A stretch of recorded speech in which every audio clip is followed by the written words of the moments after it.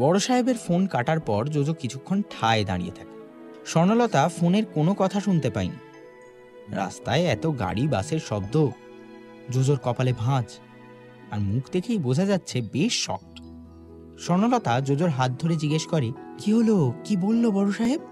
JoJo বেশ কিছুক্ষণ কথা বলতে পারে না।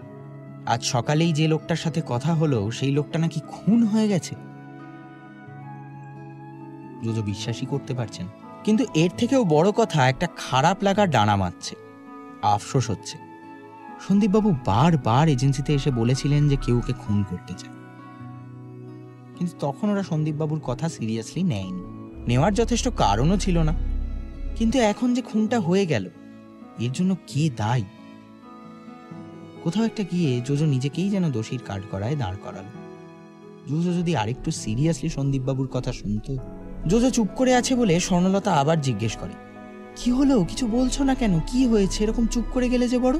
জোজো এবার স্বর্ণলতার দিকে তাকায়, তারপর স্থির গলায় উত্তর দেয়, কিছুক্ষণ আগে কেউ একজন সন্দীপবাবুকে খুন করেছে।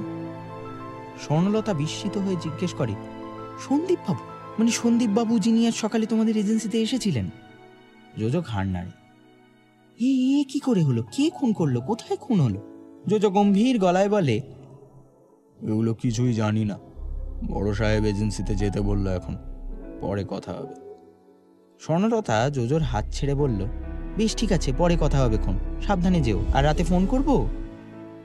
জোজো কোনো কথা খুঁজে পায় না, ঘাড় নেড়ে ছোট্ট একটা হ্যাঁ বলে, আসলাম, তুমি সাবধানে বাড়ি যেও। এই বলে জোজো রাস্তা পার হয়ে উল্টো দিকে ফুটপাতে গিয়ে ওঠে। এখান থেকে বাসে 10 মিনিট লাগবে এজেন্সি পৌঁছতে। জোজো একেবারেই আশা করেনি যে সন্দীপবাবু সত্যি সত্যি খুন হয়ে যাবেন। জোজো যখন এজেন্সিতে এসে পৌঁছয় তখন ঘড়িতে সময় 6:15। সরু সিঁড়ি পেরিয়ে উপরে উঠে আসার পর জোজো খেয়াল করে সুবিরদা নেই, ঘর ফাঁকা। ও তাড়াতাড়ি বড় সাহেবের কেবিনে ঢুকে দেখে বড় সাহেব মাথা নিচু করে বসে আছে। দরজার আওয়াজ শুনে কিঞ্চিত মুখ তুলে তাকায়। জোজোকে দেখে আবার মুখ নিচু করে। জোজো চেয়ারে বসে জিজ্ঞেস করে, এই খবরটা কখন এলো? বড় সাহেব উত্তর দেয়, খবর পাওয়া মাত্র তোমাকে ফোন করলাম। আই জাস্ট কান্ট বিলিভ এই আজ সকালে যিনি এসেছিলেন সে কিনা খুন হয়ে গেছে। I am really feeling guilty. তখন ওর কথা আমাদের সিরিয়াসলি নেওয়া উচিত ছিল। বড় সাহেব কথা থামায়। জোজো অনেকটাই ধাতস্থ হয়ে উঠেছে। শক কাটিয়ে এই খুনের তদন্ত করা প্রয়োজন, এটা জোজো ভালোই বুঝতে পারছে। তাই ও বড় সাহেবকে একের পর এক প্রশ্ন করতে থাকে। আচ্ছা, এই অন্ধগলিটা ঠিক কোন জায়গায়? বড় সাহেব বিমর্ষ মুখেই উত্তর দেয়, বিডন স্ট্রিট পেরিয়ে খানিক দূর গেলেই নাকি এই অন্ধগলি।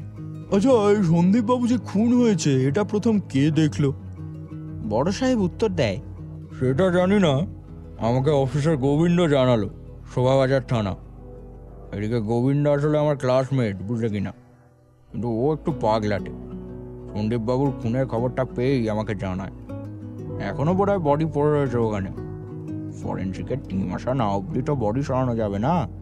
জোজো হাত ঘড়িটা দেখে, 6:30 বাজছে। ও যদি এখন বেরোয় এজেন্সি থেকে, মোটামুটি 7টা নাগাদ ও বিডন স্ট্রিট পৌঁছে যেতেই পারবে। জোজো এবার শান্ত গলায় বড় সাহেবকে জিজ্ঞেস করে, আচ্ছা, আমি কি একবার যাবো ওখানে? আফটার অল সন্দীপবাবু আমাদের এজেন্সিতে সাহায্য করতে এসেছিলেন, একটা দায়িত্ব তো আমাদেরও আছে। বড় সাহেব মাথা তুলে জোজোর দিকে তাকায়, তারপর ঘাড় নেড়ে বলে, yes, you are right, you are right.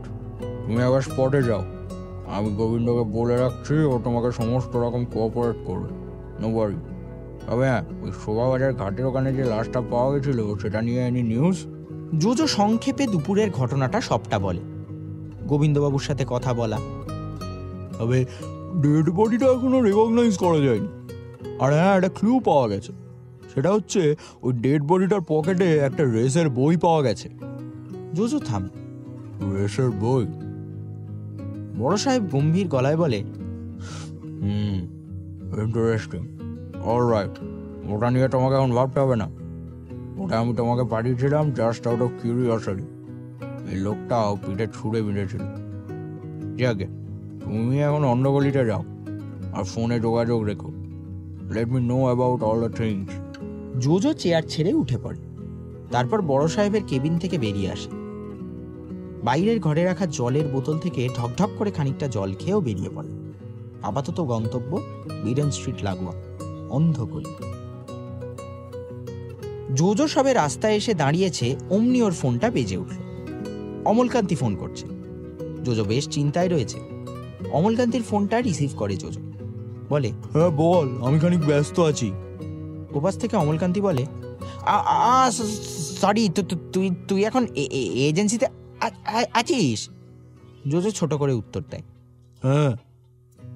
Amalkanti তারপর খানিক ভয় ভয়ই বলল, আচ্ছা, আমি আসলে তোর এজেন্সির সামনে দিয়ে যাচ্ছিলাম আর কি, তুই থাকলে দেখা হয়ে যেত।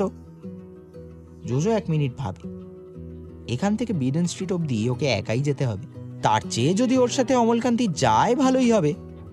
এর আগেও অমলকান্তি জোজোকে অনেক সাহায্য করেছে। কাজের কাজ সেরকম কিছু না করলেও অমলকান্তি জোজোকে প্রচুর কনফিডেন্স জুগিয়ে দেয়। মাঝে মধ্যে এই কনফিডেন্সের প্রয়োজন পড়ে। জোজো তাই সঙ্গে সঙ্গে বলে ওঠে, আচ্ছা, তুই ঠিক কোথায় আছিস? কারণ আমি এজেন্সির বাইরে দাঁড়িয়ে আছি। আমাকে আসলে এই কেসটার জন্য আবার বিডেন স্ট্রিট যেতে হবে। তুই আসবি আমার সাথে? অমলকান্তি এটা আশা করেন। জোজোর সাথেও আগে অনেকবার কেসের কাজে থেকেছে, তবে তখন জোজোর এত নাম ডাক হয়নি। ও ভাবতেই পারেনি যে জোজো ওকে কেসের কাজে যেতে বলবে। অমলকান্তি ব্যস্ত হয়ে উত্তর দেয়, হ্যাঁ হ্যাঁ হ্যাঁ, অবশ্যই যাব। আমি তো এই ক্রসিং এর ওখানে, তুই চলে আয়, এখান থেকে বিডেন স্ট্রিটের বাস পেয়ে যাব। জোজো ছোট্ট করে একটা ঠিক আছে বলে ফোনটা কেটে দেয়। অনেকদিন পর জোজো আবার বেশ রোমাঞ্চ অনুভব করছে। বিডেন স্ট্রিটের অন্ধগলিতে খুন। অন্ধগলি নামটাও বেশ ইউনিক, নিশ্চয়ই এর পেছনে কোনো ইতিহাস আছে। জোজো মনে মনে ভাবে। কিছু দূর এগোতেই রাস্তার ক্রসিং দেখা গেল, আর তার সাথে দেখা মিলল অমলকান্তি। জোজোকে হাত নেড়ে ডেকে নেয়, তারপর জানতে চায় কি কেস। জোজো ধমক দিয়ে ওকে থামিয়ে বলে, আরে দাঁড়া, সব বলছি, আগে একটা চটপট বাস ধরতে হবে। আর বলা মাত্র রাস্তার বাঁক ঘুরে একটা বাস এগিয়ে আসতে লাগলো, আর অমলকান্তি বাসটাকে হাত দেখিয়ে চটপট থামিয়ে দেয়। সন্ধে 6:45। অফিস ফেরতা ভিড় এই সময় ম্যাক্সিমাম হয়, কিন্তু আশ্চর্যের বিষয় বাসটা ফাঁকা। ফাঁকা বলতে বেশ ফাঁকা। জোজো আর অমলকান্তি দুজনেই বাসে উঠে বসার জায়গা পেয়ে যায়। সিটে বসে অমলকান্তি এবার ঘ্যান ঘ্যান করতে থাকে, এই জোজো, বল না, কি কেস? আরে বলছিস না কেন? জোজো খুব ছোট করে বলে সবটা। অমলকান্তি সমস্তটা শুনে ঘাড় নেড়ে বলে, বেশ জটিল। বাস ওদের দুজনকে নিয়ে দ্রুত বেগে মহাত্মা গান্ধী রোড দিয়ে এগিয়ে যেতে লাগলো। বিডেন স্ট্রিট পৌঁছতে আর মিনিট 15-20 লাগার কথা।